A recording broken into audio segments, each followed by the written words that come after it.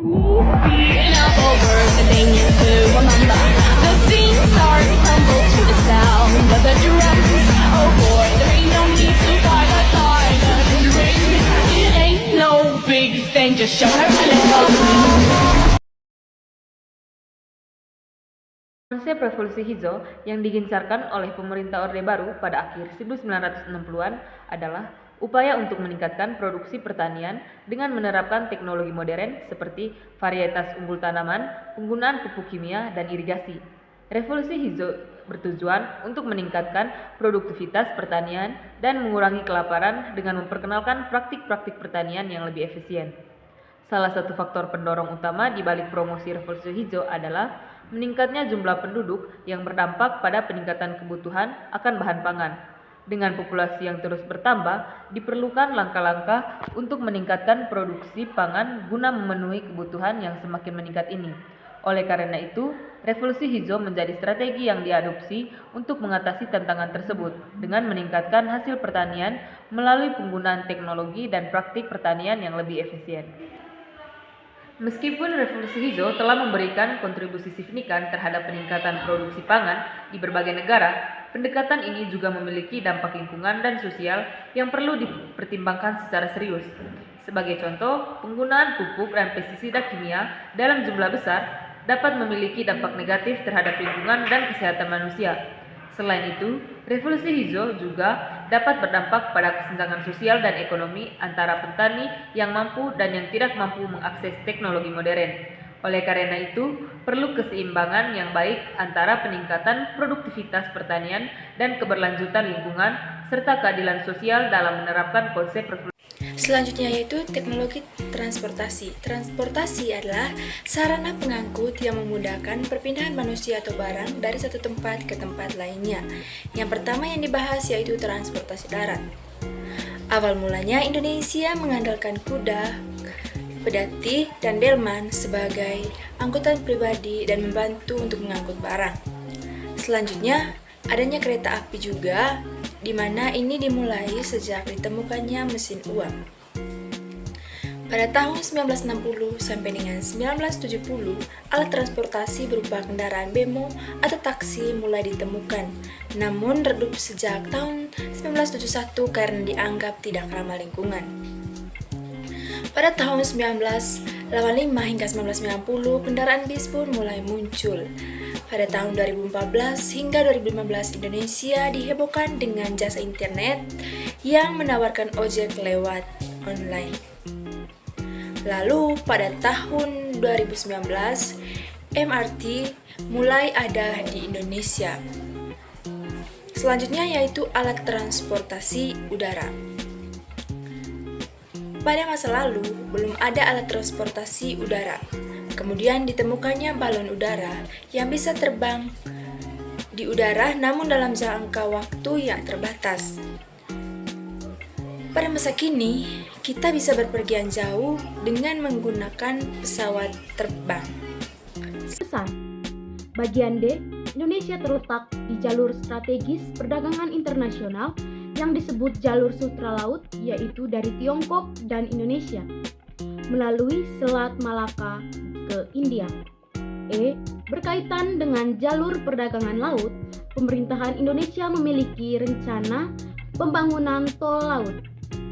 Tujuannya adalah untuk meratakan distribusi orang, barang maupun jasa melalui jalur laut ke seluruh Indonesia dengan biaya terjangkau dan efisien. Di sini saya akan menjelaskan tentang teknologi informasi dan komunikasi. Yang pertama ada radio. Pendahuluan radio. Radio pertama kali diperkenalkan di Indonesia pada awal abad ke-20 pada masa pemerintahan kolonial Belanda. Pengembangan radio. Setelah kemerdekaan Indonesia, radio terus berkembang menjadi alat penting untuk menyebarkan informasi hiburan dan propaganda politik. Peran radio. Selama era Soekarno dan Soeharto, radio menjadi instrumen utama pemerintah untuk mengontrol aliran informasi dan menyebarkan pesan propaganda. Liberasi media. Pasca reformasi, Liberasi media membawa banyak stasiun radio swasta dan beragam konten yang lebih terbuka untuk pendengar. Yang berikut ada televisi. Perkenalan televisi. Televisi pertama kali diperkenalkan di Indonesia pada tahun 1962 dengan didirikannya TVRI atau Televisi Republik Indonesia oleh pemerintah Indonesia. Pengaruh televisi.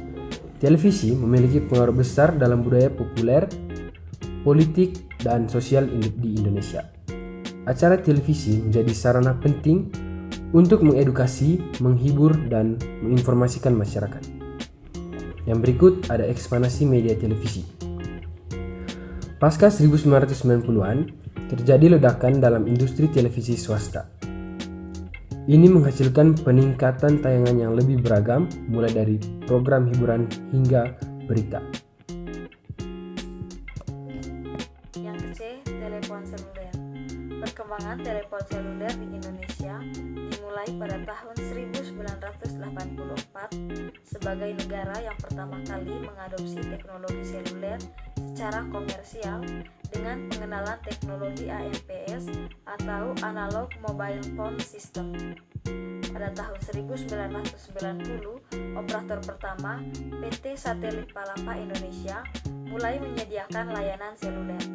Pada tahun 1996, pemerintah membuka pasar telekomunikasi untuk operator swasta yang menyebabkan peningkatan pesat dalam penetrasi telepon seluler.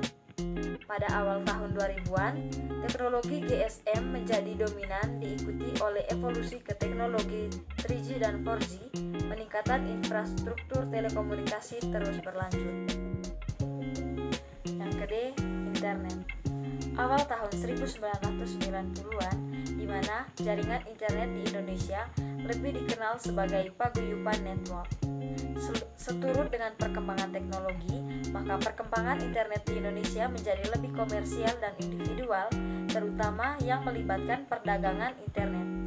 Tahun 1995, dengan beberapa bulletin board system di Indonesia yang menyediakan jasa akses telnet ke luar negeri. Dengan memakai remote browser LYNX di Amerika Serikat, maka pemakaian internet di Indonesia bisa akses internet HTTP atau Hypertext Transfer Protocol. Perkembangan internet Indonesia telah mempengaruhi stabilitas ekonomi. Berbagai transaksi jual beli yang sebelumnya hanya bisa dilakukan dengan tatap muka secara langsung, kini menjadi sangat mudah dan sering dilakukan melalui internet. Kemudian saya akan menjelaskan tentang arsitektur dan pembangunan. Yang pertama, arsitektur. Destinasi Kota Lama merupakan salah satu tempat wisata yang paling ramai dikunjungi oleh para wisatawan lokal maupun domestik. Hal ini disebabkan karena keindahan bangunan di sana dan juga cerita sejarah yang melatar belakangi bangunan-bangunan tersebut. Perkembangan arsitektur di Indonesia tidak terlepas dari tangan Presiden Soekarno. Beliau mengedepankan kebanggaan nasional dalam rancangan arsitektural. Ada banyak melibatkan arsitektur-arsitektur lokal yang juga telah mendapatkan pengaruh langsung dari arsitektur modern. Contoh dari desain arsitektur lokal ini berupa Monas dan juga gedung MPR dan DPR. Kemudian konstitusi. Pada tahun 1962, Indonesia berkesempatan untuk menjadi tuan rumah Asian Games. Pada waktu itu, Profesor Setiatmo ingin membangun proyek 7 menara listrik bertegangan tinggi di wilayah Tanjung Priok ke Gelanggangan. Akan tetapi, karena kondisi tanah yang lunak dan labil membuat sulit untuk membangun fondasi dari bangunan tersebut. Karena hal inilah lahir ide Setiatmo untuk membuat fondasi yang kuat dengan tekstur tanah yang labil. Dan fondasi ini diberi nama cakar ayam. Fondasi ini merupakan sebuah teknik plat beton yang ditopang pipa-pipa beton di bawahnya. Pipa dan plat ini saling melekat dan mencengkram di bawah tanah dengan kuat. Teknik ini kemudian diekspor ke negara-negara tetangga seperti Singapura, Thailand, Malaysia, dan Filipina. Pada masa Presiden Soeharto, Raka Sukawati berhasil memutuskan sebuah teknik sosro bahu dalam membangun jalan tol yang menghubungkan Tanjung Priok ke Cawang. Teknik ini dibuat dengan cara lengan beton penyangga dibuat sejajar dengan jalan di bawahnya. Setelah lengan yang terbentuk, beton diputar 90 derajat melintang dan tidak mengganggu lalu lintas di jalan bawahnya.